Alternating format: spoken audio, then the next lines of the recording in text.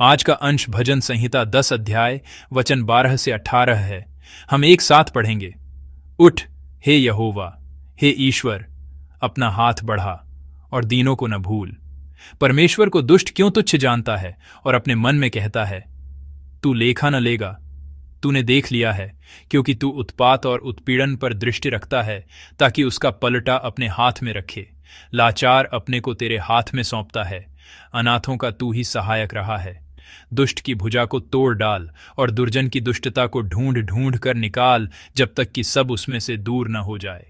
यहोवा अनंत काल के लिए महाराजा है, उसके देश में से जाति जाति के लोग नष्ट हो गए हैं। हे यहोवा, तूने नम्र लोगों की अभिलाषा सुनी है, तू उनका मन तैयार करेगा। तू कान लगाकर सुनेगा कि अनाथ और पिसे हुए का न्याय करे, ताकि मनुष्य जो मिट्टी से बना है फिर भय दिखाने न पाए। आमीन। हम अपने जीवन में अक्सर ऐसा महसूस करते हैं कि परमेश्वर बहुत दूर हैं। ऐसा इसलिए है क्योंकि हम अक्सर इस कठोर वास्तविकता का सामना करते हैं, जहां प्रार्थनाओं का कोई उत्तर नहीं मिलता, जहां अन्याय के शिकार लोग अब भी रो रहे हैं और जहां अधर्मी लोग और भी अधिक सफल होते दिखते हैं। उस समय हमारे दिलों से यह पुकार फूट पड़ती है, हे परमेश्वर, तू क्यों दूर खड़ा रहता है? संकट के समय में क्यों छिपा रहता है? मुझे लगता है कि भजन संहिता 10 के भजनकार, जिसके बारे में हम कल से मनन कर रहे हैं, उसकी भी यही भावना रही होगी। एक ऐसी वास्तविकता में जहां दुष्ट लोग झूठ और हिंसा से फल फूल रहे हैं और गरीब सताए जा रहे हैं, ऐसा लगता है कि परमेश्वर चुप हैं। ये चुप्पी बनी रहती है, इसलिए भजनकार बहुत व्यथित है और वह केवल विनती ही कर सकता है। इस पीड़ा के बीच भजनकार परमेश्वर को खोज रहा है। इसका मतलब है कि वह पीड़ा के बीच प्रार्थना में जूझ रहा है। आज हमने जो 12 पद एक साथ पढ़ा है, उसमें भजनकार पुकार रहा है, उठ हे यहोवा। यह अभिव्यक्ति दिखाती है कि भजनकार कितनी गंभीर और अत्यावश्यक स्थिति में है। यहां उठ के लिए इब्रानी शब्द कुम है। कहा जाता है कि इस शब्द का लहजा एक सैन्य आदेश जैसा है। भजनकार एक सैनिक की तरह जो युद्ध के मैदान में मदद का इंतजार कर रहा है, परमेश्वर के हस्तक्षेप की उत्कट कामना कर रहा है और पुकार रहा है, कृपया अभी तुरंत उठें। मैंने आपको बताया कि यह एक अभिव्यक्ति है जो युद्ध की स्थिति में उपयोग की जाती है।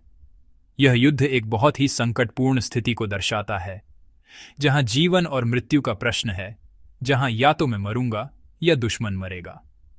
यह हमें दिखाता है कि भजनकार की स्थिति अत्यंत निराशाजनक, अत्यावश्यक और जीवन मरण की है, लेकिन भजनकार परमेश्वर से विनती कर रहा है। दूसरे शब्दों में, वह परमेश्वर से प्रार्थना कर रहा है और इस तरह प्रार्थना करते हुए उसे एक बहुत ही महत्वपूर्ण सत्य का बोध होता है। यह आज के पाठ का 14 पद है। आइए हम एक साथ वचन पढ़ें। तूने देख लिया है, क्योंकि तू उत्पात और उत्पीड़न पर दृष्टि रखता है, ताकि उसका पलटा अपने हाथ में रखे। लाचार अपने को तेरे हाथ में सौंपता है, अनाथों का तू ही सहायक रहा है। आमीन। भजनकार को यह एहसास हुआ कि परमेश्वर दूर नहीं थे और उन्होंने उसे अकेला नहीं छोड़ा था, बल्कि वे इस सारी विपत्ति के बीच उसे देख रहे थे। तूने देख लिया है ना थेजू की एक कविता है जिसका शीर्षक प्रार्थना है। इस कविता को पढ़ने के बाद मैंने इस तरह मनन किया, जब मैं लोगों पर भरोसा नहीं कर सकता, तब भी हे परमेश्वर, मैं आप पर भरोसा करता हूं। जब मैं खुद पर भरोसा नहीं कर सकता, तब भी मैं आप पर भरोसा करता हूं, क्योंकि आप मुझसे बेहतर जानते हैं और आप मुझसे ज्यादा प्यार करते हैं।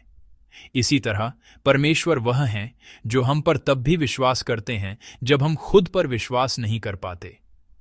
जब हम कमजोरी में पड़ जाते हैं तो कभी कभी हम स्वयं ही हार मान लेते हैं। अब मैं यह बिल्कुल नहीं कर सकता, अब मैं बिल्कुल नहीं उठ सकता। देखो, ऐसे समय भी आते हैं जब हम स्वयं पर से अपना विश्वास खो बैठते हैं, लेकिन परमेश्वर हमें कभी नहीं छोड़ते। जो हमें देखता है, जो हमें जानता है और जो हमें हमसे ज्यादा प्यार करता है, वही हमारे परमेश्वर हैं। प्रार्थना के दौरान भजनकार को इस सत्य का बोध हुआ। भजन संहिता 10 का पहला भाग परमेश्वर के सामने एक चीख, एक विनती थी। संकट के समय में क्यों छिपा रहता है? वह उस घुटन भरी पीड़ा में पड़ा था जहां परमेश्वर चुप थे, लेकिन प्रार्थना के दौरान भजनकार ने जाना कि परमेश्वर वास्तव में क्या कर रहे थे, कि वे उसे देख रहे थे। यहां देख लिया के लिए इब्रानी शब्द रा है और इसका मतलब सिर्फ आंखों से देखना नहीं है। इसका मतलब है हृदय से गहराई से समझना और देखना। परमेश्वर दूर से केवल दर्शक नहीं बने रहते, बल्कि वे हमारे आंसुओं को अपने हृदय से महसूस करते हैं। यही 14 पद में तूने देख लिया है का अर्थ है। संघर्ष कर रहे लोगों के लिए हार्दिक सहानुभूति से बढ़कर और क्या सांत्वना हो सकती है? यदि प्रभु प्रार्थना के दौरान हमसे कहें, मैं तुम्हारा दिल जानता हूं, तो क्या हम सच्ची स्वतंत्रता का अनुभव नहीं करेंगे? प्रार्थना के दौरान भजनकार ने इसी का अनुभव किया। उस अत्यंत कठिन और संकटपूर्ण क्षण में, जब वह स्वयं भी हार मानने वाला था, परमेश्वर के सामने दर्द भरी पुकार के बीच उसे यह बोध हुआ कि प्रभु ने मुझे देखा है। प्रभु मेरे हृदय को जानते हैं, प्रभु मेरे आंसुओं को जानते हैं और प्रभु मुझसे सहानुभूति रखते हैं। मैं हृदय से प्रार्थना करता हूं कि यह अद्भुत अनुग्रह आज सुबह प्रार्थना करने वाले आप सब पर और मुझ पर बना रहे। परमेश्वर इस तरह हमारे दिलों को इसलिए समझते हैं क्योंकि वे हमें एक पल के लिए भी नहीं भूलते। 12 पद में भजनकार विनती करता है, और दीनों को न भूल। लेकिन परमेश्वर पहले से ही सभी दीनों को याद रखते हैं। विनती और प्रार्थना के भजनों में दिखाई देने वाला यह दीन शब्द अक्सर विपत्ति में पड़े भजनकार का एक रूपक चित्रण है। उस समय दीन वे लोग थे जिनके पास भोजन, सुरक्षित आश्रय और कल की कोई आशा नहीं थी। इसलिए दीन शब्द का उपयोग करके भजनकार अपनी स्थिति का वर्णन कर रहा है, जो दुश्मनों से घिरा हुआ है और उसके बचने का कोई रास्ता नहीं है। और दीनों को न भूल, यह एक पुकार है, मुझे जो अभी इस विपत्ति में है मत भूल। लेकिन हमारे प्रभु कभी नहीं भूलते। भजन संहिता 10 को पिछले भजन संहिता 9 के साथ एक ही भजन माना जाता है। यदि आप उस भजन संहिता 9 के 12 पद को देखें तो उसमें कहा गया है कि हमारे प्रभु दीनों की दुहाई को नहीं भूलते। हम अक्सर विपत्ति में परमेश्वर को देखने के बजाय दूसरे सहारे खोजते हैं। हम पैसे, शक्ति या रिश्तों पर निर्भर करते हैं। हम परमेश्वर को भूल जाते हैं, लेकिन हमारे परमेश्वर हमें कभी नहीं भूलते। ऑगस्टिन ने यह स्वीकारोक्ति की है, परमेश्वर हमें तब भी नहीं भूलते जब हम उन्हें भूल जाते हैं। दुख में हम परमेश्वर की चुप्पी का अनुभव करते हैं और भुला दिए जाने की निराशा में पड़ जाते हैं, लेकिन परमेश्वर की चुप्पी हमें त्याग देने का संकेत नहीं है। यह हमारे उद्धार की तैयारी के लिए एक पवित्र प्रतीक्षा है, उद्धार के लिए एक पवित्र मौन का समय है। प्रिय भाइयों और बहनों, क्या आप अभी परमेश्वर से दूर महसूस कर रहे हैं और एक लंबी अंधेरी सुरंग से गुजर रहे हैं? क्या आप आंसुओं से भरी एक ऐसी सच्चाई का सामना कर रहे हैं जहां आपके सहे हुए अन्याय की किसी को सुध नहीं है? लेकिन आज के वचन के माध्यम से हम जानते हैं, प्रभु देख रहे हैं। परमेश्वर अब भी हमें देख रहे हैं। वे हमारे आंसू, हमारी आहें और हमारे विश्वास को कभी अनदेखा नहीं करते। मैंने पहले ना थेजू की एक कविता का उल्लेख किया था। मैं चाहता हूं कि हम ना थेजू की एक और प्रसिद्ध कविता को याद करें। ध्यान से देखने पर सुंदर लगता है, देर तक देखने पर प्यारा लगता है, तुम भी वैसे ही हो।